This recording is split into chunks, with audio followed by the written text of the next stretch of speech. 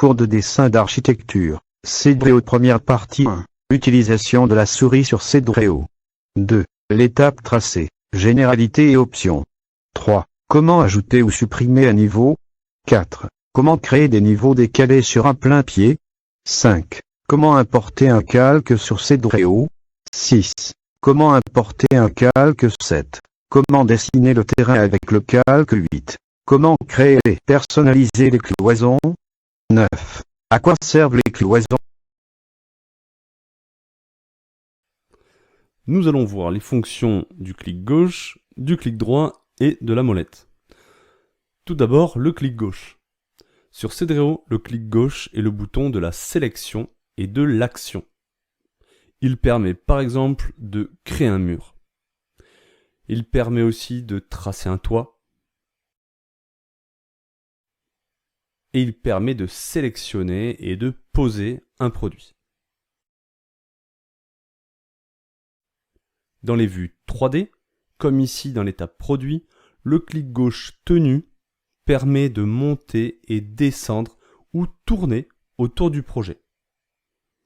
En vue personne, le clic gauche permet d'orienter le regard. Ensuite, le clic droit. C'est le clic du déplacement. En le maintenant enfoncé et en déplaçant la souris, on change le point de vue aussi bien en 2D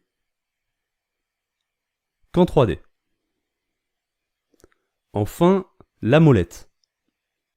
C'est principalement le bouton du zoom. En actionnant la molette vers l'avant ou vers l'arrière, vous pouvez effectuer un zoom ou un dézoom sur le projet, aussi bien en 3D qu'en 2D. La molette permet aussi de se déplacer en vue personne. Par exemple, ici, dans l'étape Produit en vue personne, la molette permet d'avancer ou de reculer pour se balader dans le projet.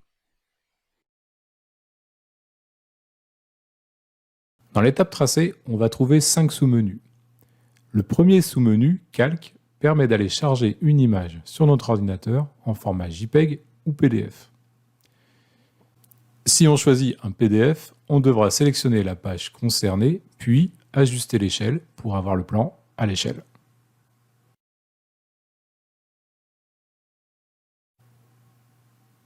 Le deuxième sous-menu concerne le tracé.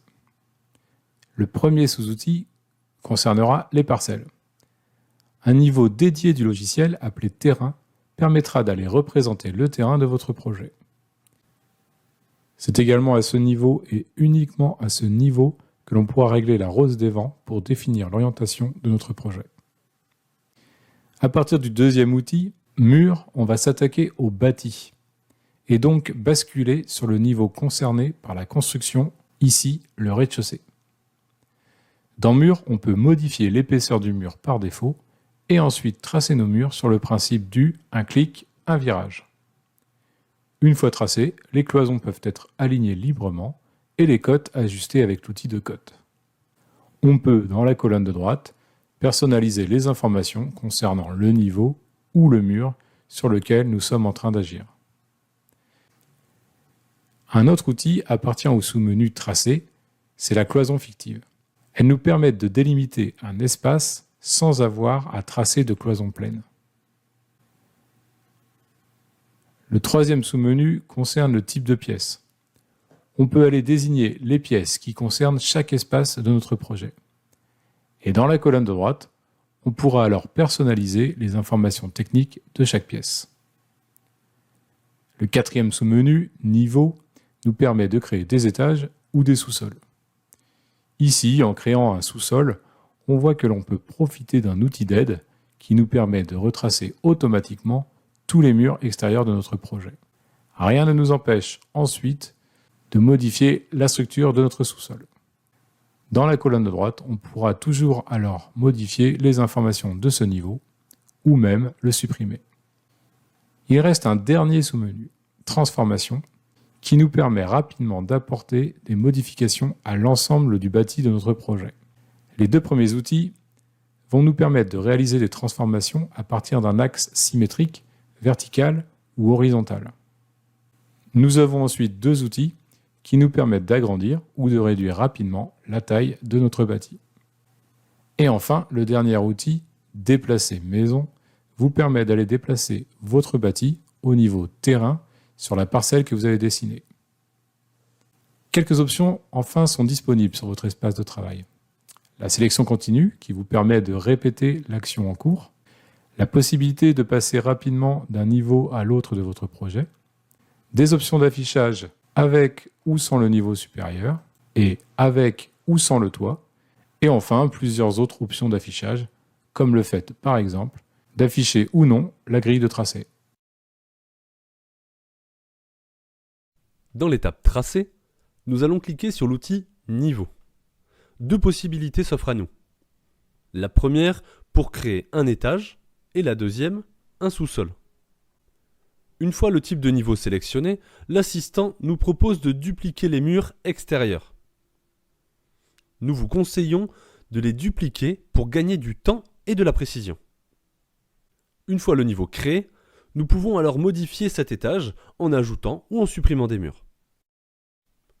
Il est aussi possible de renommer l'étage ici. La hauteur sous plafond ainsi que l'épaisseur de dalle du niveau sont aussi réglables. Pour supprimer le niveau le plus haut ou le sous-sol, sélectionnez-le ici. Puis, cliquez sur ce pictogramme. Ce niveau est alors supprimé. Pour créer un décalage de niveau sur un plapier, on va utiliser 3 étapes. L'outil type de pièce dans Tracé, les zones extérieures et les formes dans Revêtement. Dans ce projet, nous allons travailler sur un décalage de niveau de 1 mètre entre les deux parties de la maison. Pour commencer cette manipulation, nous allons rester dans l'étape Tracé et nous allons travailler sur la hauteur du niveau des deux parties de la maison. Tout d'abord, on va rester au rez-de-chaussée et on va aller ajouter 1 mètre dans les valeurs de hauteur sous plafond. Ici, on va passer à 350 cm au lieu de 250. Ensuite, on va utiliser l'outil type de pièce et on va aller relever de 1 mètre la hauteur de dalle de toutes les pièces de la partie surélevée. Pour la partie sans surélévation, c'est le toit qui va nous aider. On va le tracer au rez-de-chaussée et en modifiant ces valeurs, on va aller chercher la maçonnerie dont on a besoin. Ici, au lieu de mettre 30 cm, on va donc pouvoir écrire 250 cm. On a donc bien un niveau à 250 et un autre à 350. On va pouvoir ensuite se rendre dans extérieur. Toutes ces zones vont rester au niveau 0, sans surélévation. Et notre objectif va être de surélever toutes ces zones concernées par la surélévation en ajoutant 1 mètre dans leur valeur d'élévation.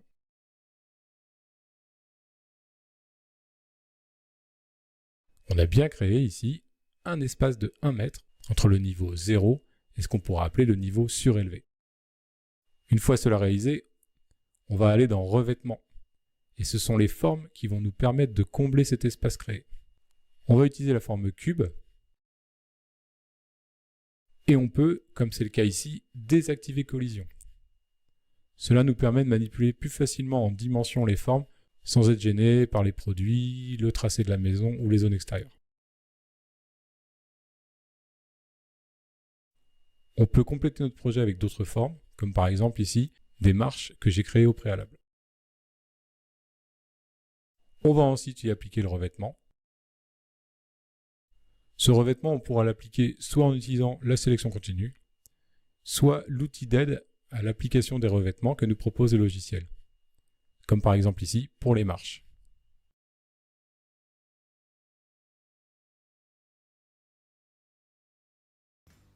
Nous avons la possibilité d'importer un plan de cellule ou un plan de parcelle à construire. La différence entre les deux se trouvera au niveau de l'étage utilisé. Pour un calque de parcelle, on utilisera l'étage terrain, alors que pour un plan de cellule, on utilisera le rez-de-chaussée. Ici, nous allons utiliser un plan de géomètre, donc nous allons l'importer sur le niveau terrain. À l'étape tracé, cliquons sur calque. Dans le menu de droite, on va cliquer sur l'icône Charger image pour récupérer notre calque. 3 types de formats sont utilisables ici.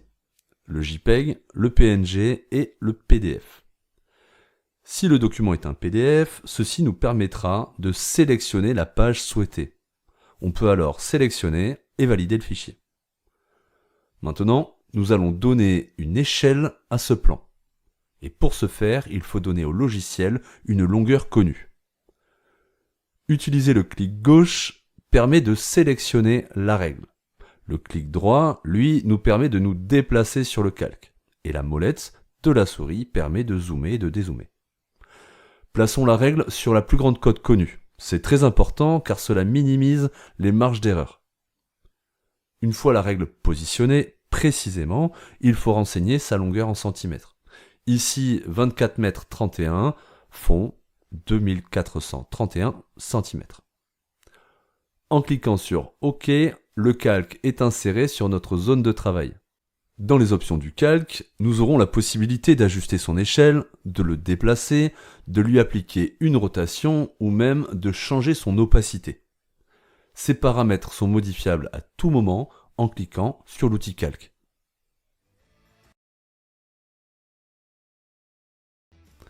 À l'étape tracée, nous allons cliquer sur Calque. Dans le menu de droite, on va cliquer sur l'icône Charger image pour récupérer notre calque. Le fichier doit être au format JPEG ou PNG. Si le fichier n'est pas au bon format, il est possible d'en faire une capture d'écran, cette capture sera alors au bon format. On peut alors sélectionner et valider ce fichier. Le clic gauche permet alors de sélectionner la règle. Le clic droit, lui, nous permet de nous déplacer sur le calque et la molette permet de zoomer. Plaçons la règle sur la plus grande cote connue. Cela minimise la marge d'erreur. Une fois la règle positionnée précisément, il faut renseigner sa longueur en centimètres. Ici 15 m 92, donc 1592 cm. En cliquant sur OK, le calque est intégré sur notre zone de travail. Dans les options du calque, nous aurons alors la possibilité d'ajuster son échelle, de le déplacer, de lui appliquer une rotation ou même de changer son opacité. Ces paramètres sont modifiables à tout moment en cliquant sur l'outil Calque. Voici un projet ainsi que le calque d'un terrain inséré à l'échelle. Une fois l'outil calque sélectionné, ces options apparaissent à droite. Il est alors possible de faire pivoter et de déplacer ce dernier sous le projet. Une fois positionné correctement, traçons le terrain. Dans l'étape extérieure, cliquons sur l'onglet Terrain, puis sur Haies ou Murets, pour matérialiser la délimitation du terrain.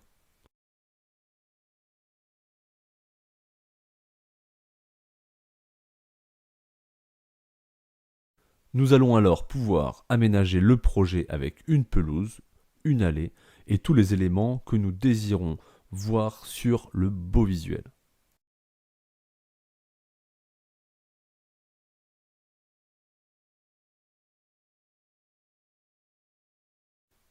Si nous souhaitons voir délimiter le terrain sur le plan, on peut dessiner des cloisons fictives sur le calque. Voici la scène en 2D dont nous pourrons faire un visuel HD.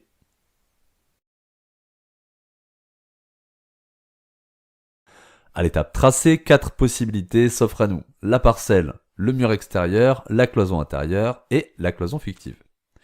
La première, parcelle, sera utilisable uniquement sur le niveau terrain. Je vais faire un clic dans chaque angle, puis un double clic pour terminer l'espace délimité. Lorsque vous cliquez sur mur ou sur cloison, vous pouvez en modifier l'épaisseur ici avant de commencer à tracer. Faisons un clic gauche pour commencer le tracé. La cote se met à jour en temps réel. Puis un deuxième, un troisième, etc. Cliquez sur le petit bouton Valider, stop le tracé. Une surface apparaît au centre de la pièce lorsque tous les murs sont bien accrochés ensemble. Une fois la pièce dessinée, on a la possibilité de bouger les murs en utilisant le clic gauche de la souris ou les flèches du clavier. À noter que vous pouvez aligner les murs d'épaisseur différente en déplaçant simplement la cloison vers le bord de l'autre cloison avec votre souris. On peut modifier l'épaisseur ou la hauteur d'un mur dans les options de personnalisation à droite. La petite bille bleue à l'extrémité de la cloison permet d'affiner le tracé à l'aide de la souris ou des flèches du clavier. Un clic est égal à 1 cm. Cette bille bleue permet de modifier l'angle exactement de la même manière. L'utilisation de la cloison fictive est la même. Elle permet de délimiter la superficie d'un espace sans pour autant avoir un mur visible.